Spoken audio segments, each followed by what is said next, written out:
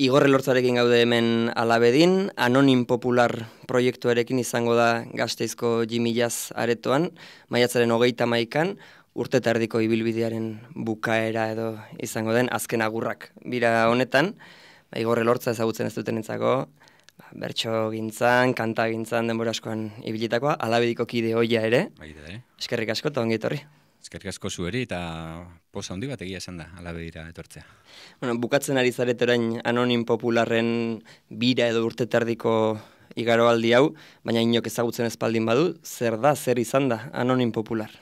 Bueno, labur esan da modu teknikoan deituko diogu esplikatzeko eta errazamar ulertzeko, ikusentzunezko bertsoak esaten diogu. Horrekin zer esan nahi dugu, ni bertsolaria naiz nagusiki eta nire jardun eremu nagusia bertsogintza da, eta bertso jarriak dira batetik, bestetik Rafa Rueda musikariaren musikak, berak ipinitako doinuak eta soineko musikal estetikoak, gehi, hasieratik gehiago nahi izan genuen proiektu honek ikusentzunezkoak ere barnean izan zitzala, ezta? Eta horretarako joan ginen Azpeitiako Kulturaz Kooperatibako dapatistak esaten diote euren buruari bideo sortzaileen gana nahi genuelako, bai zabalkunde aldetik hasieratik gehiago sarean zabaltzea eta beraz formatu bakarrean dena eukitzea, hitzak, doinuak eta ikusentzunezkoak, eta gainera ikusentzunezko hiek zuzenekoan ere erabiltzen ditugu eta horretarako ere hasieratik pentsatuta. Hori pixkat esan dezagun ze pieza dituen edo ze baliabiderekin jokatzen dugun, ezta? Eta hortik aurrera, eduki aldetik garaiari eta giroari ipinitako bertsoa direla esaten dut nik, garaiaia, bertso gidatzen nituela 2 urte pasa dira, orduan garaiak ere apur badeintzat aldatu dira, baina horrela jarri nion apur bat azalpenerako, ulermenerako alako izenburutxo bat esan dezagun, hor azkenean lantzen ditu alako, kontu personalagotzat jo daitezkenak edo kontu sozialagotzat jo daitezkenak, beti ere milaka kotxekin, ez da? Kontu personalak esaten dudanean, bari nahi zelako adibidez, ez dakit, norbera gure baitan nor garen edo zer garen edo zertza daukagun gure burua, eta gero eguneroko bizitzan beste zenbat paper jokatzea tokatzen zaigun, edo adiskidetasuna edo alako gaiak, eta sozialagotzat edo jotzen diren horien artean, egon daitezke Euskal Gatazkaren iragane hurbila, edo 48 urteko gizon bat izatea gaur egungo Euskal Herrian, eta orokorrean ere zorioneko olatu feministaren garaian, edo mundua ordenatzen duten poteren aurrean bakoitza zelekutan dagoen, eta beti esaten dut, sarrera eginda, sarrera luze xamarrau, onartzen dut, beti esaten dut, horrela esplikatuta ematen duela dena oso serio eta oso solemnea dela, baina umore desentere badagoela. Hori litzake Anonim Popular alik eta laburren esplikatuta. Ulertuta gelditutan ikuste, honen barruan edo honen aitzakian disko bat ateratzen duten 2023 urteko hasiera hortan, ordutik beste 2 single gutxienez atera dituzue, bideoklipak ere, gonbidatuko ditugu entzuleak ere horiek ikustera. Urte terdiko ibilbidea izan da orain arte, eta orain agurra, ez dakit behin betiko edo, baina agur bat emateko beharra behintzat ikusi duzu, asetuta gelditu zarete? Bai, gainera, behin betikoa bate, baina gehiago galdetu dit. Kontua da, azkenengo urteetan, batez ere musika gintzan Euskal Herrian mundu guztiari dela agurtzen eta azten dela agurtzen hamarkada bat aurretik, eta hamarkada oso bat egiten duela, txiste egin da apur bat. Baina, gure proiektu azkenean ez dago zailkatu beharrik ere, baina egitasmo, ibilbide batera begirako egitasmo moduan, uste dut gertuago dagoela bere logika, ez dakit, antzeslan batetik zerbait esateagatik, ezta? Bertso saio bat izaten da adibidez, egun bateko kontua, eta gero bertsoleak egiten du bere ibilbidea, eta boladaka plazatik aldentzen da edo ez, eta musika taldeek adibidez, egiten dute talde bat, eta hainbatero disko berri bat edo kantu berriak aurkeztu eta bueno, jirak egin eta halako batean gurtzen dira. Bueno, Anonim Popular proiektu hau eta aurretik egindako antzekoak ere, ez? Bere garaian Unai Iturriaga eta Josu Zabalarekin egindako 7 eskale eta guta gutarrak hasieratik gehiago egon dira pentsatuta urte eta erdi inguruko ibilbide bat izateko. Eta bueno, hau ere haiek bezala hasieratik pentsatua da zegoen 2023ko urtarrilean azpeitian hasi ginen eta gutxi gora bera 2024ko maiatz ekain aldera agurtzeko eta bueno, bat data heldu da eta agurtzera goaz. Hortik aurrera bideo honek gehiago eman dezaken, batek daki. Oraintxe bertan ez daukate ezer buruan, eta hau ere sortu zen, azkenengo guta gutarrak hartatik apentza dozena bat, edo 15 urtetara, orduan, eta 7 eskale eta guta gutarraken tartean ere beste dozena bat urte egon ziren, bueno, behar bada 60 urterekin hemen itzuliko naiz beste euskaloserekin. Bueno, ez ezko borobilik ez dugu jasotzen beraz. Aipatu dituzu 7 eskale, guta gutarra, gero Unairekin da ez dakit Josu Zabala eta Rafa Ruedarekin kargak eta deskargak ibili zineten egiten denboratxo batean. Hau esango nuke, okerrezpanago, lehenengo aldia dela, naiz eta musikariekin egon, hitzak jartzen eta kantatzen zu bakarrik zabiltzana, zu bakarrik edo Unai gabe esan, zer moduzkoa izan da esperientzia? Bai, bueno, egia da alde horretatik eta bueno, batez ere hasieran plazaretzerako orduan, bueno, nire bertigo puntutxo ere neukala, ezta? Horrekin batera eta bat datorrelako ere, bueno, egitasmo personal bat izatea bere osotasunean, ez? Zeri buruz kantatu, nola kantatu eta dena, bueno, ez neuk erabaki nuen, neu gandik nire barrutik atera zen, ezta? Hortik aurrera, bueno, ondo, valorazioa positiboa da, gustora nago, gainera, bueno, dena esan da, bertzoak idazten hasi nintzen 2021,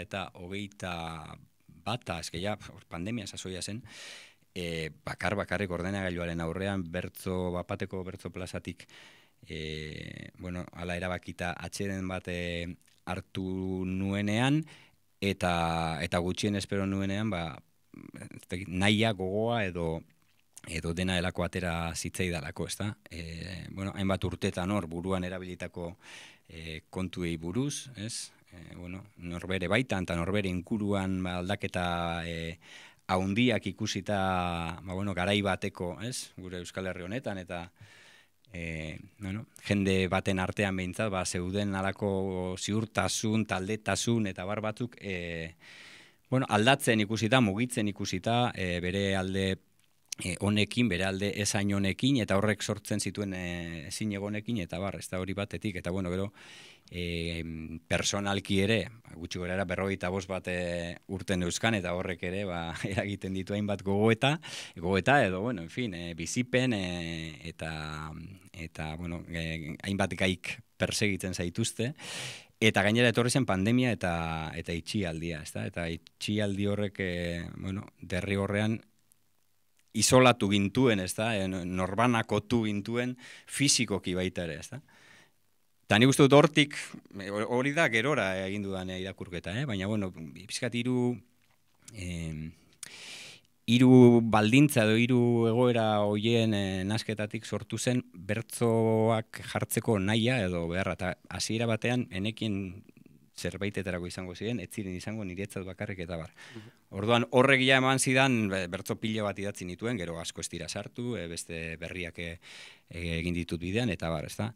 Baina hor ikusi nuen zerbait egitekotan neuk egin behar nuela, ezta? Eta modu berrietan, edo lagun berriekin baita ere, estetikoki ere, bueno, aurreko bi proiektuekin alderatuta bestelako zerbait egin nahi nuen, bestelako, bueno, musikaldetik eta bestelako taldeak eta proposamenak entzuten ari nintzelako ere, eta bai okin nuen kezka puntu bat, dena esan da, eta Unaiekiko, nagusiki, eta lehenengoetako persona bertzoak irakurri zituena, Unai izan zen, ze lehenengo egin duena, bueno, ez dakit 10 bat sortan euskanean, inguruko jende bati bidaltzea izan zen, galdetzeko hemen, fin, hau, nire movida bada eta ez du esertarako balio, edo balio du niretzat eta primeran, edo badago zerbait hemen behar bada aurrera egiteko bate daki nola, ezta? Eta 3-4 personari bildu nien, haietako bate unai zen, eta gero ja hasi nintzen Rafarekin alde kantua eta alde musikala eta lantzen, eta hori egiten ari nintzenen ere, bildu nintzen unairekin, eta zan nion, pixkat niri ere ematen dit, ez? Behin bintzatez, galdetu behar dizut, zelan ikusten duzun, ez? Orain arte elkarrekin egin ditu galakoak, eta bueno, hostia, horre egor da, puta madre dauta, venga, eta... Unairen baimenarekin. Baimena ere etzen, baina bintzat jakinarazpena, ez da, eta, Josurekin ere hitz egin nuen, noski, eta, hori da, por bat, parte, lagun artekoa edo intimoa esan dezagun, baina gero bestea ere lehen esan dako moduan hor dago, ez da, azkenean badakizu, aurretik jendeak, bikote edo 3kote taldetasun horiekin lotu zaituela lako proiektuetan, eta, bai arreta sortzerako orduan, eta ze harrera izango duzun, eta barrean ere, bakarri zaudenan beste leku baten kokatzen zara, eta horrek ere sortzen ditu, kezka eta galderatxo batzuk, eta, alde horretatik ere, pozik nago jasotako arreta eta harrerarekin, eta hori ere ospatuko du agur hauetan. Hori ere galdetu nahi nizun bai idazketa edo sorkuntza prozesu horretaz, kasunetan bakarrik egonda aipatu duzu intimo puntu bat ere badauketela letrek ikusten zaie, eta gian urteotan ikusi izan zaitugu gehiago, gai politiko ez edo gai sozialez kantatzen, eta honek hori ere egonda ere anonim popular honetan, badauka beste puntu intimo bat, ozore gaztetako, txikitako kontuak ere aipatzen dituzu, bestelakoak, ez dakit edukiduen biluzte puntu bat, edo horrek ere beldurrik eman duen.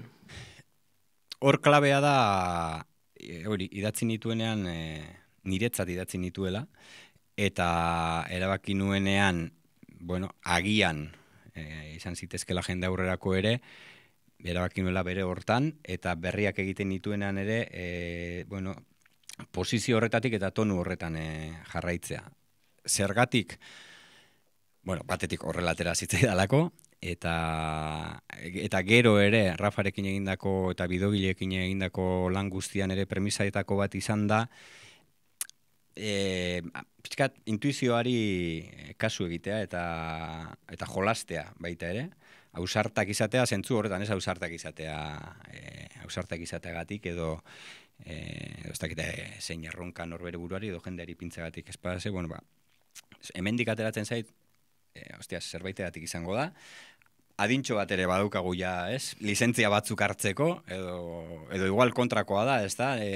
Hasieran proiektu aurkeztu genuenean, elkarrizketaren batean esan nuen, ez da? Ja, heldu gara adin batera edo guztizako bardatzeko, edo ausartak izateko. Eta, bigarrena zorionez, esango dut, bigarrena aukeratu dugu. Hori batetik, baina gero lehen aipatu dudan giro, orokor horretan, ez da? Lehen aipatu zuez gazteagotan igual gai politikoagoak eta sozialagoak, eta nik uste du gai politiko eta sozialak badaudela, eta gainera oso zuzenean hartuak, ez da? Baina, 2020 buelta horretan, bagento zen hamarkada, gauzak asko aldatu diren hamarkada batetik, eta ez bakarrik ez dago esaten denean beti deno gogoratzen gara, eta logikoena da, eta karmak utzi eta ondorengo garaian, baina, beste gauza asko ere aldatu dira hamarkada horretan, segurazki ez, nik uste dut aurretik ere aldatzen zetozenak, gure euskal jendearen izaeran, gauzak ikusteko moduan, harremana bizitzeko moduan eta hainbat gauzatan, eta garai horretan segurazki biztaratu egin ziren ja zetozen hainbat aldaketa, eta gero berriz ere gogoraraziko dut, baina hori ez, norbere adina ere ja, ez da gauza bera, 20 urte eukitzea, 30 ukitzea eta 40 piko eukitzea, eta pandemiak ere, personalki, jende askori, behar bada denoi, baina askori, eta niri ere, azkenean, ematen dizkizu ostikada batzuk, bizi nahi zen moduan bizi nahi dut, egunerokotasunean egiten dudan lana egiten jarraitu nahi dut, zenbat denbora dedikatu nahi du lanari, zenbat bizitzari, eta beste hainbeste kontu. Orduan, esan dezagun, ziurgabetasun edo hainbat kezka eta galdera neuzkan momentu horretan, ariketa zintzoena dela konturatu nintzen, baina konturatu nintzen ja, hainbat bertso idatzi eta gero, nitik jardutea. Ez da, orduan, egia da badaudela gero, bueno, ez da gira, aitortza edo zehaztasun autobiografikoak ere, eta desente egon daitezke segun zein bertso sortatan, baina nik uste dut intimitatea baino gehiago nik ikusten duana da hori, ez? Nitik guri buruzko edo hainbat guri buruzko bertsoak direla, ezta? Eta gehiago dela, hoize, momentu horretan behintzat eta geroztik egin ditudan piezetan ere, bueno, zintzotasunaren aldeko autu bat, ezta? Nitik hitz egitea, nahiz da, denoi eragiten diguten eta denoi inporta zaizkigun kontu buruz aritu. Horrek ekartzen dit, atera dezuten beste singeletako bat izan dela agian kantua, hor Aiora Renteria ekartzen du parte oker espaldimanago, eta hor ere aipatzen dituzue gutasunari buruzko kontzeptuak eta galdetu nahi nizun zuri ere, ea zer esaten duzun, gu esaten duzunean. Ez dakit, agian letra horretan esaten dudan guztia. Justu hori, eta lotura dauka, enuen gehiago luzatu nahi aurreko erantzunean, zeiak ez txapa sartu dut, baina, nik, lehen esan dako ez da, bakardadean, kasi, neuretzako ordenagailu horrean, ni bakarri nengoenean, ez da? Ateratzen zitzaidan hori nitik idatzi eta gero jentearekin konpartitu ahala, noski ikusi dut, enau harritu, baina bai ikusi dut, bueno, jende desenteren gana iritsi dela eta oroar, jente desentek egin duela ez du desango bat, baina bueno, segurazki gehien bat nire belaunaldiko jendeak, eta gehien bat gainera, segun eta zein pieza, bueno, bizipen batzuk konpartitu dituenak, edo kasu batzuetan gizonezkoek, edo dena helako, baina, bueno, gehien bat, belaunaldi faktora handi badaukala, ez? Ni hori konpartitze horrek hainbat gurekin, baina ikusi dut hori, jendeak ere, antzeko, kezka batzuk erabili dituela bere buruan, eta neurri baten identifikatua sentitu dela. Berriz diot, horrek ez du esan nahi, nik esaten dudanekin bat atozenik hitzezitz. Baina horrek bero horrek ja, jartzen zaitu nitik, baina gu baten edo gu batzuetan, eta apur bat azken pieza hau, agian izenburua ipini dioguna, bada epilogo bat, ez da, proiektua amaitzera gindua zela, ja, bueno, hasieratik pentsatu arren ja, data hurbildu ala, pentsatu nuen, bueno, amaitzeko egin behar dugu azken bat, eta azken horrek bildu behar du, edo itxi behar du apur bat ziklo hau, ezta? Eta horregatik pentsatu nuen, lehenengo bertzoa, diskoan dagoen lehenengo, eta emanaldiak azten ditugun lehenengo bertzoak esaten du lehen guterra nintzen, orain nitarnago, horrekin amaitzen da lehenengo sortziko txikia. Bueno, saiatu gaitezen apur bat orduan, ez? Orain ez, gaurtik, gu esaten dugunean zer esan nahi ote dugun asmatzen, eta, bueno, horregatik egiten ditut beste 6 bertzo, gauza asko esateko, ez? Hildo diferentetan doazenak, bueno, kasu batzuetan esplizituago, beste batzuetan modu iradokitzaileagoan, baina, bueno, hainbat arlo ikutzen dituztenak, orain hitz egiten ari gaiei buruz, eta hoize ez, agian gu esaten dugunean, gauza asko gaitezke esaten, ez da? Eta igual ari gara esaten batzuk izarrak piztera joan zirela gau ilunean, agian ari gara esaten eumetako marka dauzkagoela belaunean, edo kaka garela izan zaitez zeu aholkatzen zaigunean, edo gauzarik onenak ez zaizkigulak abitzen kurrikulumean, edo, bueno, gauza asko ez, izan daitezke eta dira, eta bueno, hortik, ia, beste batzuei ere balio diren gu bat ez sortzen dudan, hori pretentzioso izango litzak, ez da? Baina, bueno, formulatzeko alegin bat egiten dudan, eta anonim popularre hasieratik izan den proiektu honi, ematen diogun azken borobildu bat, guari begira ere. Aipatzen zenuen gutar izatetik nitar izatera pasazarela, eta berritasun bezala ere badauka proiektu honek, musika estiloa, agian hainbestetan entzun ez dizuguna, edo elektronika kutsu batzuk, hitz esanagoak, agian lehenagokoak baino, eta musika estilo honen hautaketaren atzean ze arrazoi zeuden galdetu nahi nizun, ez dakit Rafa Ruedaren eskua dagoen hor, zurea gehiago? Bueno, eskua Rafarena, dudarik gabe, Rafari Anonim Popularren erdia aitortu behar zaio, gainera batzuetan hitza oso esplizitua da, baina beste arte batzuk, izan arte bizualak edo arte musikalak eta nahiz da kakotxa artean abstraktuagoak izan implizituki hitzak beste edo gehiago esan dezakete. Eta Rafak lan handia egin du ez bakarrik nire berbak nik esaten dudan moduan horri aldetik edo pantailatik zutitu eta mugimenduan eta dantzan ipintzen. Ez da baita ere hitz bakoitzei zegokien giroa eta orokorrean estetika, bueno, ez dakit, nahi bauzu deitu garaikide, nahi bauzu deitu urbano, moderno, elektroniko berdin zait. Bueno, estetika behintzat, bertso munduan zer esanik ez, eta gure mundutxoan ere, neurri baten, nahiz da arlo horretatik oso gauza interesgarriak egin diren azken urtetan, bueno, zerbait berriagoa egiten. Eskua berea dela esan da, egia da, nik hasieratik neukala nahiko argi, hortik jo nahi nuela. Eta inkluso eraman nizkiola, bueno, beratan irartean bakarrik geratzekoak diren neuketxean egindako txapuza batzuk ordenadorearekin, ez da? Baina, bueno, adibidez hitz esanen kontua eta, bueno, erritmo bat ipini eta, bueno, hauxe, hitzak esanez, hainbat pieza nahiko bideratuta espiritu aldetik, gero hori, musikalidadea beste kontua da, dauden estribillo apurrak Rafarena dira noski, ze honetan ere radikala izan nahi nuen, edo erabaki nuen izatea, nuen nahi egitea estrofa estribillo egiturako piezarik, adibidez, bueno, zazpi eskalen eta gutargen asko dago hortik ere, eta oraingoan nahi nuen alde horretatik, nahiko pureta izatea bertsolari moduan.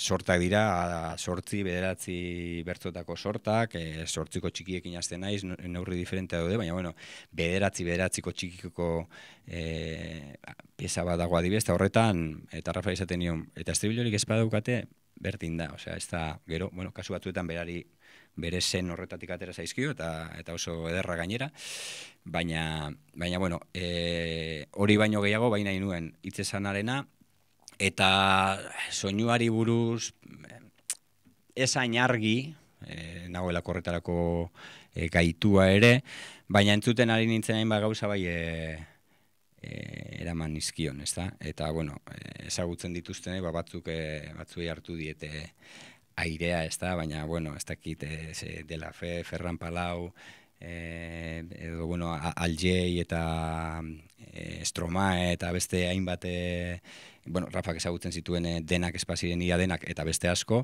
eta konpartitzen genituen gero, hau behar bada rollo honetarako ondo legoke, ez dakit, giro hau, beste, bueno, horrela joan ginen egiten, eta honekin batera lehen esan dudana, hasieratik, eta nik uste dut Rafari ere horrek eman diola, segurazki Rafa Rueda bezala egingo lituzken gauza batzuk egiteko aukera, baita ere guazen jolastera eta hori, lehen esan dagoa, intuizioari ere, lekua egitera eta ateratzen den horretan konfiantza eukitzera, eta egia esan da, hasieratik oso erraz ulertu genuen elkar, eta emaitzarekin ni, oso posinago. Bueno, jendak deitu zaitu ebintzat, ez, 40 emanalditik gora, edo horren buelta mintzat egin dituzue, estatu batuetan ere egon zarete, orain gutxi, horri buruz ere galdetu nahi nizun, zer modu zen? Denekin egin ditugu, 26, 7, orentxe ez dakite seguru, urte eta erdirak ondo dago, ze gainera uda partean geldirik egon ginen 4 hilabetez.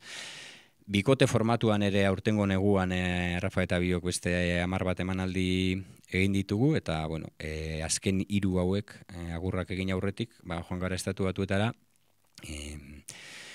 New Yorkera eta Washingtonera, nagusiki lehen motiboa izan zen New Yorkeko Keruak festivalera, oso festivala aproposea egia esan da guretzako, gerora ikusita ere, poesia, musika eta performantzea eustartzen dituen festival bada, festival ertain bat esango dugu, bueno, sala txiki ertainetan emanaldiak egiten dituena, gu ongien egunean klub batean izan zen, eta, bueno, 150 bat lagune bildu ziren, eta oso interesgarria izan da esan da, ze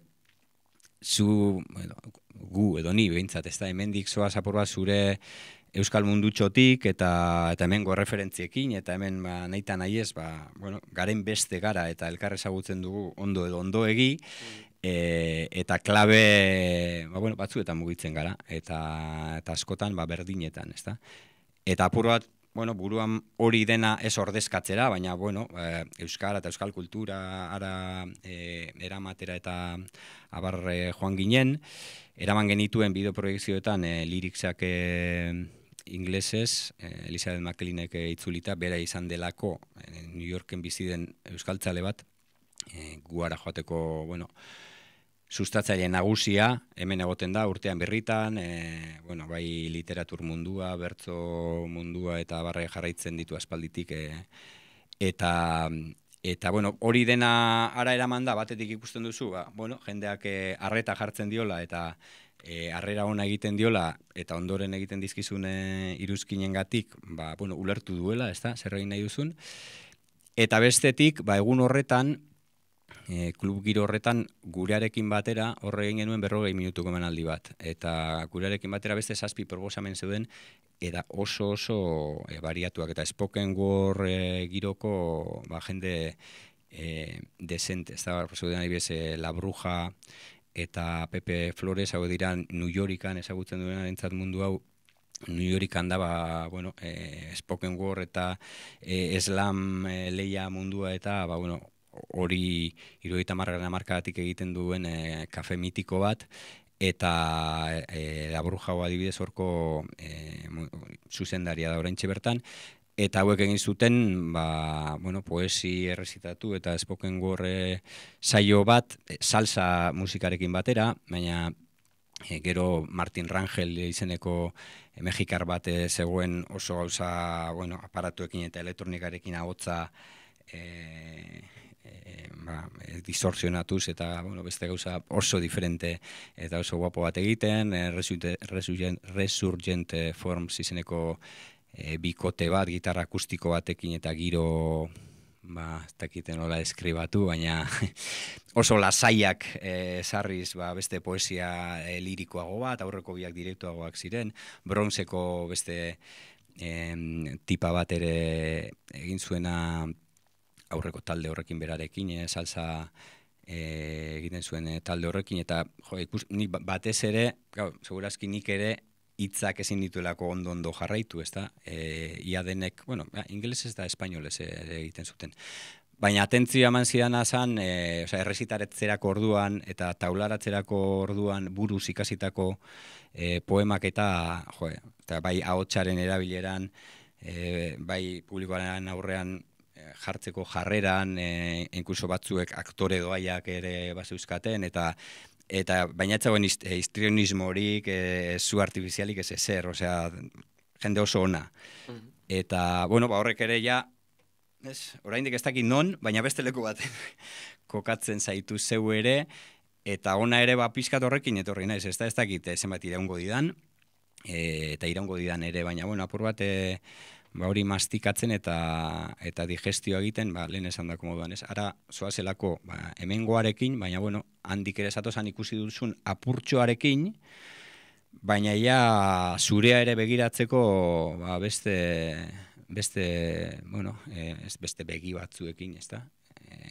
Baina hori, beste modu batekin, eta gainera gero azken egunean, azken bi egunak, libre, egon ginen aurretik Washingtonen ere, hor Marylandeko unibertsitatean, hori giro akademikoagoa zen, eta horre interesa handiagoa zuten bapateko bertsogintzan, eta bapatean ere egin nuen, eta anonimeren 5 piezare egin genituen, hau kultura arteko ekitaldi bat zen, seminario bat egin dutelako, Iberiar Peninsulako hizkuntza guztietako literaturekin, eta tartean bertsolaritzaren landu dute, Ainhoa Gerrazaldeik feminismotik begiratuta, eta Eurtzu Urrutiko etxea, han Washingtonen bizi da. eta urtiko txekera apur bat historikoki kokatuta, eta beste hainbat portugesa, asturiera, katalana, eta gero Gibraltarreko tipo batek inglesez eta espainolez idazten duena eraman zuen ekitaldia, eta beste oso giro diferente bat, baina interesgarria baita ere, eta gero azken bat egin genuen handigen biltzala jakin zutelako New Yorkenko Brooklyn auzoan dagoen Euskal Etxean.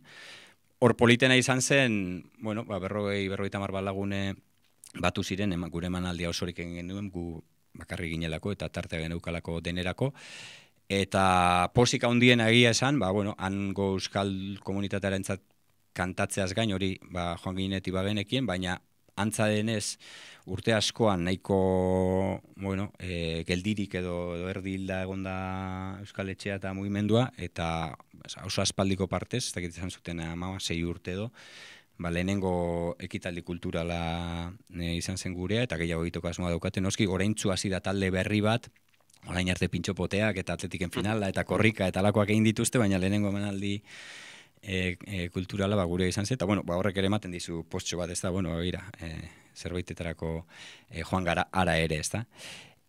Baina hori, oso bidai interesgarria, gero ni gainera izan gabean nintzen inoiz, New Yorken, eta turista moduan ibiltzeko ere pena merezi duen hiri bada, garesti aterako da, zerbeza batzuk edatea ja garesti ateratzen da eta jatea eta ibiltzea ere bai, baina hori, edonora joan da ere, Europan ere, 3-4 aldiz tokatu zait, gauza ederra da, motibo batekin joatea, eta batez ere gauza ederra da bertan bizi den jendearekin egon alizatea, eta suerte hori eduki dugu, eta hoize lehen esandakoa, edo esaten hasi naizena. Asko luzatzen nabil, baina segituko dut. Segi, lasai. Azkenengo 2 egunak, oraintxe goratu naiz, nondik hasi dudan erantzun luze hau. Ikusi dut joten zinela, baina... Azkenengo 2 egunetan baliatu genuen lehenengo, Mercury Long izeneko antzoki, ertain, baina Rafak ezagutzen zuen batera joateko eskenekin zer zegoen ere, eta Virginia Man izeneko talde, rock klasiko xamar bat ikusi genuen, baina, sala areto, mitiko baten, eta hor ziren zerbeza gainera 5 euro, eta hor aprobetxatu genuen apur bat. Hori merke da. Merke, 5 euro esan genuen, gaur eran behar dugu pizkat, eta, gero musikareak oso sonak ziren. Baina, niretzat interesantena, azken gauan joan ginen Bowery Poetry Clubera, lehen aipatu ditudan New Yorkan kafekoak, orain haien kafea itxita daukate, obrak egiten ari delako, eta astelenero egiten dute slam lehia. Eta hor, joaten da eta izena ematen du nahi duenak, eta lehenengo errondan denek errezitatzen dute, edo taularatzen dute, hobeto esan da, lehen esan dakoa delako errezitatzea, baina bakoitzak abildade eta gaitasun ugari ditu landuta, besteak beste, estatu batuek haien gauza honak ere badauzkate, eta unibertsitatean egiten direlako baita ere,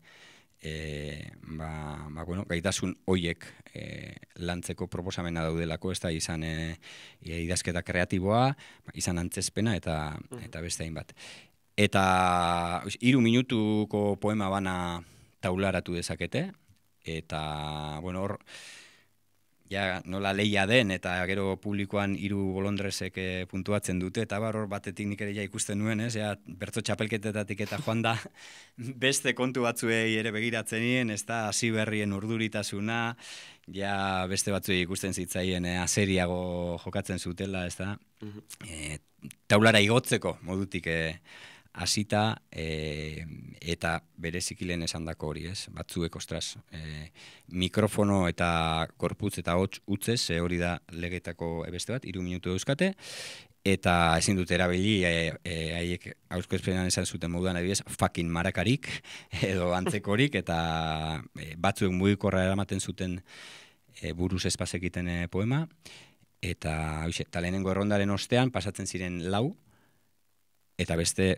poema bana taularatu, eta gero irabazle bat izendatu zuten, baina hori astero egiten dute. Eta batzuk oso onak ziren, eta hori ere oso interesgarria eta aberasgarria izan da. Inor New Yorken harrapatzen baldin badu elkarrizketa honek, doalara astelenero. Hitz egin dugu, emankorra izan da estatu batuetako bidaia beraz, Aipatu dugu anonim popularri buruzko kontu ugari, gogoratuko dugu Jimmy Jazzen daukazuela azken agurrak birako azken kontzertuetako bat, Jimmy Jazzen maiatzaren 31an, gero ekaina hasieran Baionan eta Bilbon ere izatekoak zarete, baina hemen zauzkagula aprobetxatuta ere joan genuen pixkatxo bat atzerago denboran, aipatu dugu sarreran Alabediko kide hoia ere bazarela, Jon Maiarekin da Josu Goikoetxearekin ibilitakoa zara hemen besteen artean adibidez. Bai, 4 urtez egin genuen guk programa astero Alabedi irratian. Lehenengo urtean Hiruok, Josu Goikoetxea, Jon Maia eta Hiruok eta Hiru Erragen Maia ipini genion izena, gero Euskadi Irratian ez genuen copyrightik egin, Alabedin estiloa estelako, eta gero Euskadi Irratian hartu zuten. Hori lehenengo urtean izan zen, eta gero Josu ja Gasteizti joan zen, eta Jon eta Biok oraindik hemen genbiltzan, eta puntu eta koma izeneko beste saio bat egin genuen beste 3 urtez, espero dut zerbait aportatu izana. Hemen gaude oraindik. Hemen zaudete oraindik, baina bueno, gu baino jende fundamentuzkoari eta ekinagoari eskerrak seguru. Baina bueno, gustora ibiltzen ginen, oso giro ona seguru orain ere badagoela eta orduan topatu genuen, eta nik gero Gasteizi orokorrean ere maitasuna handia diot, uste dudalako, bueno, euskaraz egiten denak eta euskaldunok beti izan dugula bestelako giro, ez ofizial eta ez instituzionaletan eta begirune handia, eskuzabaltasuna handia ere bai, eta libertadea, segurutik euskera indartzuago den tokietan ez egingo eskenituzken, baina bestelako gauzak egiteko. Edo igual guk eman genion, eta beste batzuek ere uste dut, gure buruari horretarako askatasuna. Baina uste badagoela zerbait hiriaren izaera, osaerarekin zerikusia daukana hori horrela izan zedin eta izan dadin, eta gaur egun ere hemen gertatzen direne hainbat kontu interesgarri hortik datozela, ezta? Eta guri ere, Alabedin, harrera ona baino gehiago egin ziguten, errestasun denak eman, lagundu, irrati saio bat egiteko jakin behar den minimoa erakusten, alegin egiten irakasten ere, eta ikasi ezkenuenez gainera teknikari bat egoten zen, astero, guri laguntzen, eta oso ondo pasatzen genuen, programa informal bat zen, baina, malako kultura ikuspegitik, baina gero, azte bakoitzan egiten genuen egia esan da, nahi genuena, gure lan metodoa zen Riojanan bokadilo bat jate ardo botila batekin, gai bat nahiko modu abstraktuan aukeratzea, bezperan edo pareategun lehenago, eta bakoitza, kanta bat edo beste eta poemaren bat, ipuinen bat edo alako zerbait ekartzea, zitak eta alako kontuak, eta hortik aurrera ordu bete bat egitea berriketan, alik eta umore gehien jarriz, eta lehen esan dako moduan, gure buruari libertade osoa emanez, eta oso eskerroneko nago, bai Alabedirekin, eta orokorrean orduan Gasteizen egin genituen bertso tramak kasuren batean, kantatu genuen tabernaren baten, euskaraz inork etzekien publikoaren aurrean, eta begirune handia jasota, eta benetan begirune handia, ezta? Ze horrela esan da ematen du ez, edo gezur bat, edo txiste bat, edo nahi dena, baina ez benetan horrela zen, eta gero gogoan daukat hemen, uste lehenengo aldiz egin zela Alde Zaharreko jaia gerora errepikatu dena, eta orduan ere, orduan Josu Unai eta beste parea musikarirekin ere egin genuen, eta Jon ere bazen, eta beste saio bat, eta hori, nik uste dut hemen lehen behintzat, orain ez dakit, eta beraz ez dut itzein gaur egungo giroari buruz, hanka sartuko du seguru, baina hori ez, hainbat txikiren arteko batuketa, ez? Eta gainera zorionez, batuketa baino biderketa, eta oso gauza polita dauzkat gogoan. Posten gara, hemen Alabediko hemerotekan ere izango dira nonbait hor puntuta koma eta Hiru Erregen Maia horiek. Horiek begiratu ezkero igual lotxatuko ginake kasuren batean, baina hori ere divertigarria litzake. Inork bilatu nahi baditu, eskatzera etortzea dauka. Alabediko aipatuta bertso munduaz ere hitz egin nahi nuen, hau ere agian atzera joaten hasita, esan izan delako, bai zu, bai Maialen Lujanbio, Irazu, Iturriaga, Jon Maia, eta izan zinetela pixkatxo bat, belaunaldi bat lehenagoko bertsolariekin apurtu zuena, edo bintzat beste eredu bat ekarri zuena, naiz eta agian beste batzuk ere bazeuden aurrekari aldaketa horretan, galdetu nahi nizun nola bizi izan zenuten zuek edo zuen estiloak sarrera bertso mundura. Bueno, esan behar da guri bertso munduak edo bertso mundu antolatuak harrera ona egin zigula hasieratik. Gainera denon kasua ez da berdina eta uneietan nire adibidez Bizkaian, zer gertatu zen gu agertu ginenean, Bizkaiko bertso gintzan nahiko zaharkitua zegoela adinez, hasteko adinez, ezta? Eta Bizkaiko bertso zalen artean, kezka handi bat baita ere, etorkizunik edukiko zuen, ezta? Ez zegoela bertsolarik, labur esan da. Eta lan handia egin zen bertsolariak egoteko, gaztetxoei bertsotan irakasteko, eta bueno, gure kasuan hasieran Jon Lopategirekin ikastolatan eta eskolatan eta egiten zuen lan horren bidez, baina gero baita ere bertso eskolan ja Arinagoko bertso eskola utzita egon arren, haietako bat, elkarteak eta Jonek bizka bultzatuta, guri mugimendua eragiteko eta bar. Eta gero, Euskal Herri mailan baita ere. Hori esan da, egia da, etzela gauza bera, kantatzea Durangon, edo kantatzea Hernanin, edo kantatzea Getxon. Eta guri horiek denak tokatzen zitzaizkigun, eta guk ere, gazteak ere baginen, bagenukan segurazki gure esnobismoa baita ere, baina gure ausardia, gure itxurak ere bagen euskan, orain esan da, Belarritakoak eta Martinsak da txiste bat egitea, zorionez, baina garai hortan zain gauza bat, segun nun, eta segun zein girotan, eta bertso giroan, hainbat leku tradizionaletan, pixka bate begira da, eta mutur arraroak eragiten zituena, erabiltzen genuen hizkuntzak ere bai neurri baten, eta hor bai aukik genituen, gure sokatirak dituko dut, tirabirak esatea gehiegi litzakelako, ezta?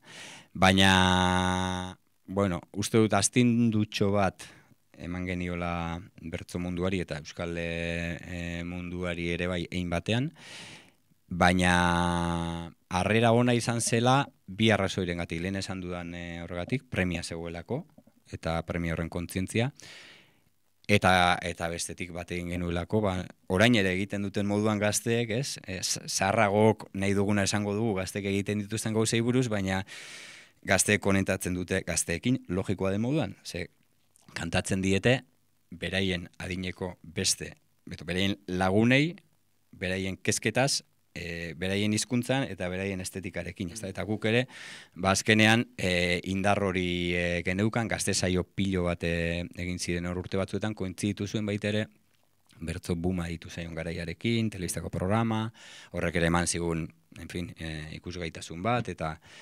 ez daukagu kejatzeko motiborik anekdota txikiren bat edo beste gora bera, edo noizbait herriren batean bat edo bestek esan zigun kontuak momentu hartan egindako mintxoaz gainera. Baina beste kontu importante bat hemen ere bada gure garaiko gaztea gainera asko ginela. 75-koa naiz, baina gutxi gora bera ipatu dituzun bertsolariak 72, 76, 77 bitartekoak gara denok eta orain ere gaztea erakartzen du, baina eta orduan gainera asko ginen, orduan horrek nahiko azkar eragin zuen harin zabaltzea gure berri, gu leku askotara joatea bertzotan eta jende pilo bat ezagutzea eta onarte ekarri gaituen bidearen hasiera ere hor dago, nik oso gaztetxotatik ezagutu nituen eta oholtza konpartitu nuen, niretzako oso urte gutxiago lehenago, ez du esango idoloak, baina bai, sekulako begirunea eta zirrara eragiten zidan jendearekin, ezta?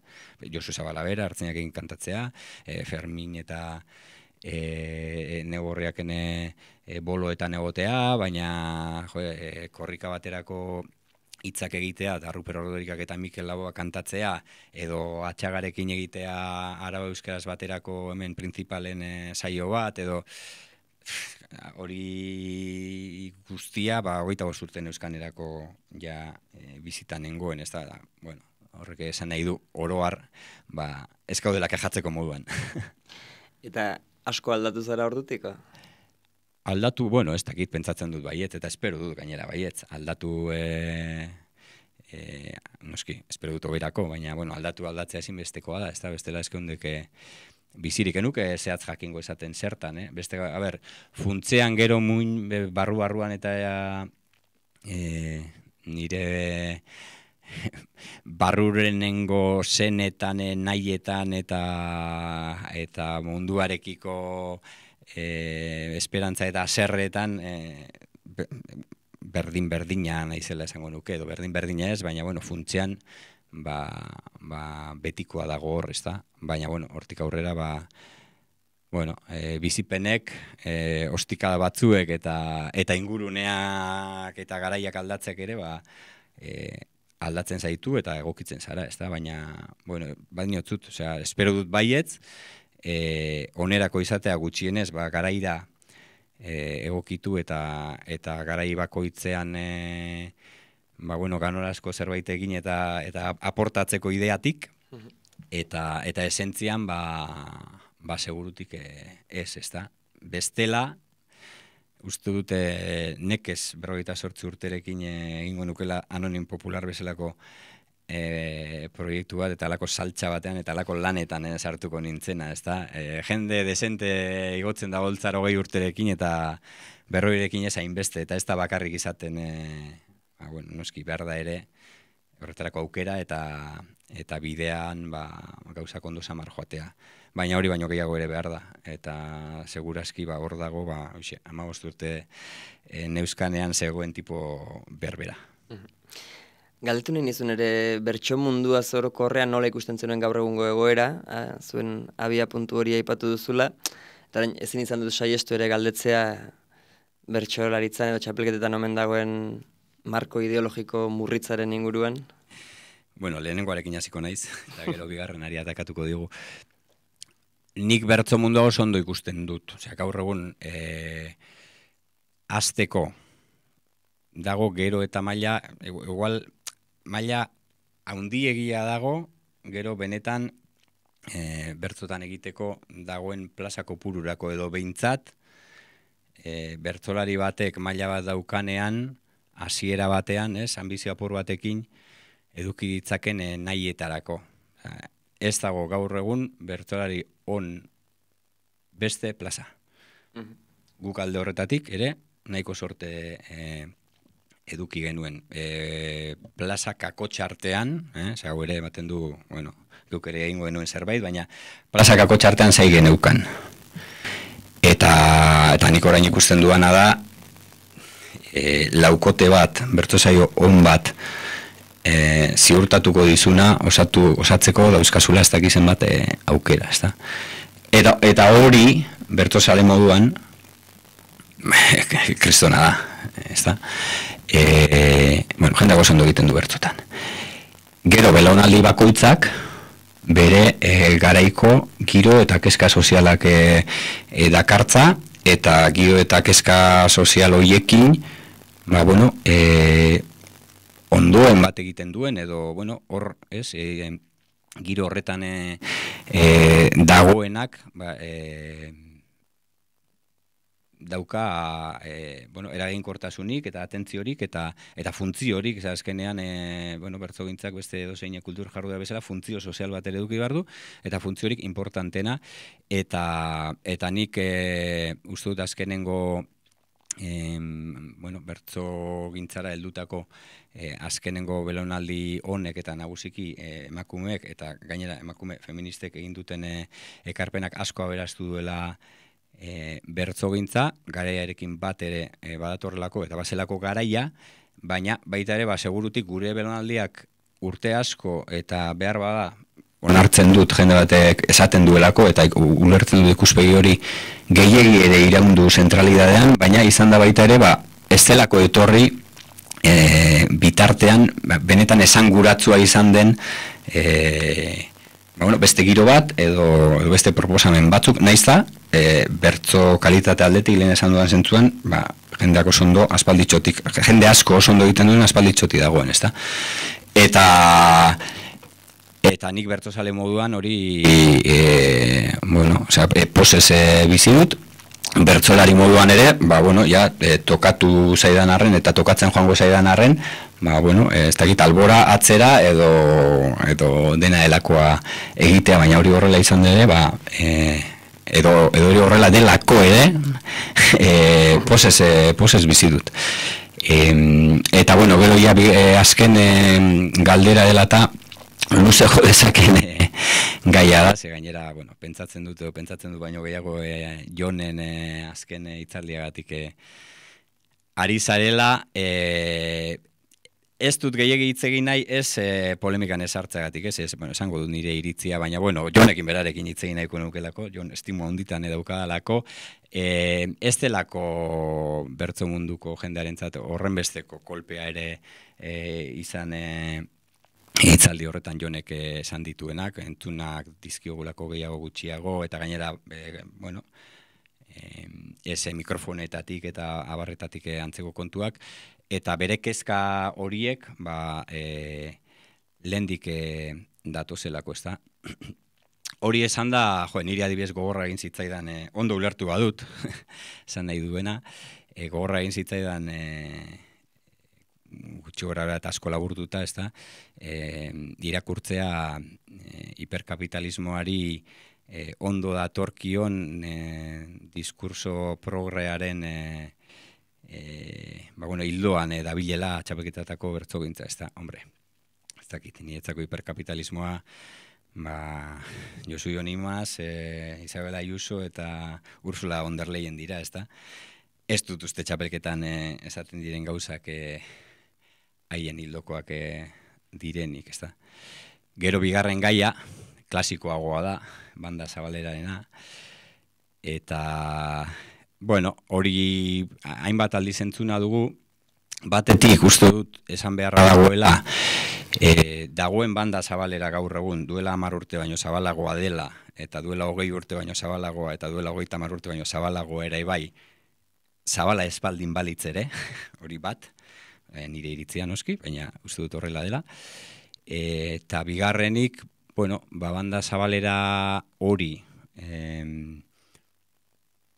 askok nahi luken, eta bertsozale askok nahi luken baino, estuago baldin bada, galdera da horrek nor seinalatzen duen, ez da? Gabiltzanok edo ez tabiltzanak. Eta horrek zer esan nahi duen, gure herri honetako soziologia desberdinei buruz, ez da? Gaina nire gustatzen zai soziologia esatea, ze hemen bestela azten gara beti pentsatzen ezigla politikoetan, ez da, eta nire bintzat bizitza osoa ziglen ez dakit azpitik edo gainetik edo albotik, baina jardun dut eta uste dut herrigintzan, euskalgintzan eta kulturgintzan horrela dela, baina egia da baita ere, soziologia bateko jendea topatzen duzula nagusiki zenbait jardunetan, eta beste soziologia bateko jendea espaldin badago, denon artean zintzok hitz egin beharko genukela zergatik ez dagoen, ez da? Eta neurri batean ez dago, beste arlo batzuetara bideratuak daudelako, eta kultur munduan ere zergatik ez esan, askotan, diruarekin bakarrik, ez du esango diruagatik, gorrei alitzakelako eta jendea juzgatze, baina diruarekin bakarrik egiten diren gauzetan daudelako, ez da? Eta diruarekin gauza batzuk egin daitezke eta beste batzuk, ez garelako eta gure nahi baduzu horrela ditu merkatua txikia delako, ez da? Orduan, batzuetan ja, ez da baina sarra eta hainbeste aldiz entzun dugu, aspertu edo nekatu ere egiten hau, zen gainean sinisten dut eta badakit, bertsozale asko joango dira txapelketara, eta ez dutela ikusiko euren burua bueno, horrentzuten diren gauzetan, ez da? Baina apurtxoa jonen provokazio mailara ere helduta, honek gogorarazten dit baita ere, orain ez zaitu dut zinda, nola zen Madrilgo komunidadeko presidentea PPkoa? Lehenago, baina Ayuso. Ez, besta, rubia hau. Cristina Cifuentes. Ez, Aznarrekin.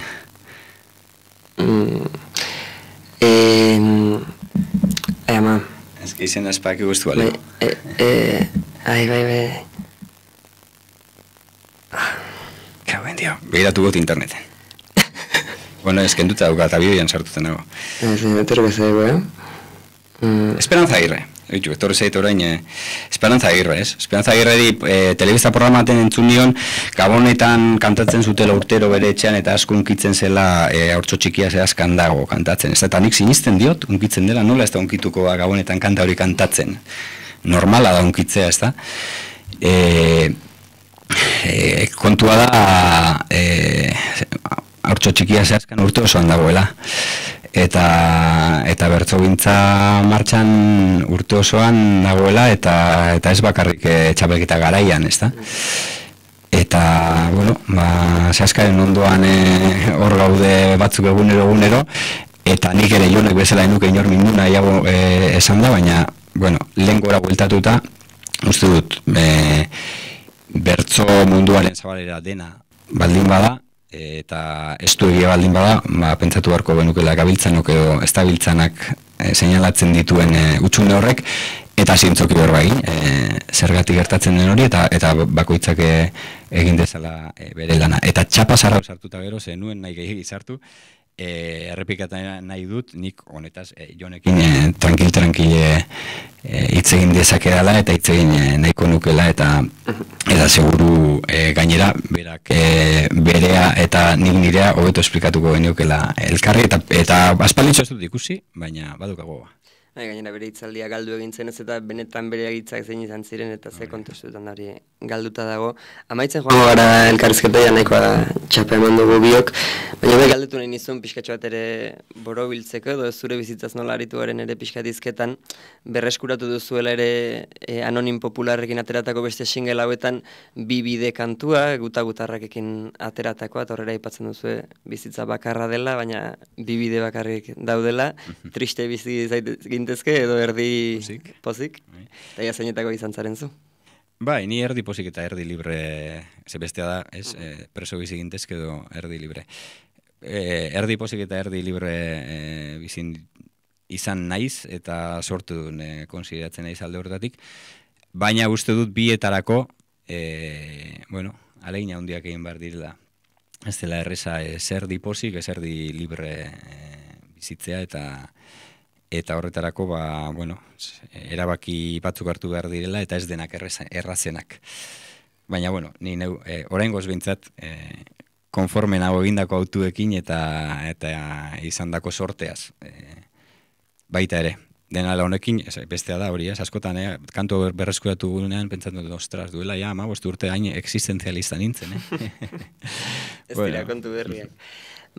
Amaituko dugu, gogoratuko dugu entzulei, maiatzaren 31an hemen Jimillazen egongo zaretela Gasteizen, gero ekainean bai Baionan eta bai Bilbon ere, ekainean 1 eta 6 okerrezpaldin manago. Eskatuko nizuko ja amaitzeko, gonbidatu ditzazula, kontzertu eritara. Bueno, hemendik noski, Gasteiztarrak eta inguruetakoak edo Baionara eta Bilbora ezin dutenak etorri, maiatzaren 31an gaueko 10etan Jimillazen egongo garela, motivazio eta pos eta indarra handiz. Esan behar dudalako hau ere ez da atera, baina bueno, hainbat denboratan on ginen oian kudeatu zuten Lazarrakoekin kontaktuan egiteko emanaldi bat.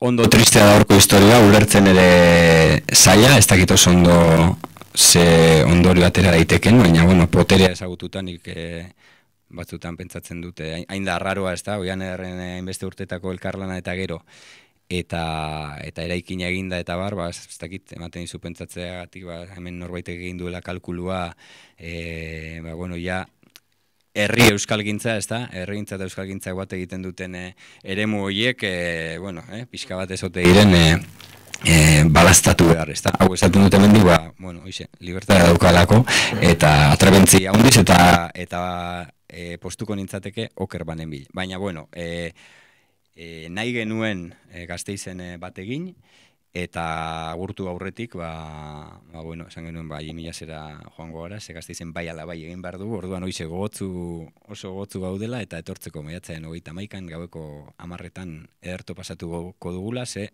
3 agur hauen beste ezaugarri bat da, orain arte egin dugu leku gehienetan eserita jendea, eta Eta esan izan digute, ostra, eserita ondo, baina hemen badaude ez, pieza batzu, zutuntze eskatzen zigutenak, eta orduan 3 emanaldi hauek egingo ditu zerbeza bat edo ardo bat eskuan euki daiteken lekuetan, eta nahi duena gerria pixka bat mugitzeko aukera izango duen lekuetan, eta horietako bat, Jimilaz izango bat, lehenengoa gainera alde horretatik. Horretarako, zerbezekin eta zutik, maiatzaren 31 Jimilazen, Igor Lurtza, eskerrik asko, gure etortzeagatik. Zueri. Ondo segi.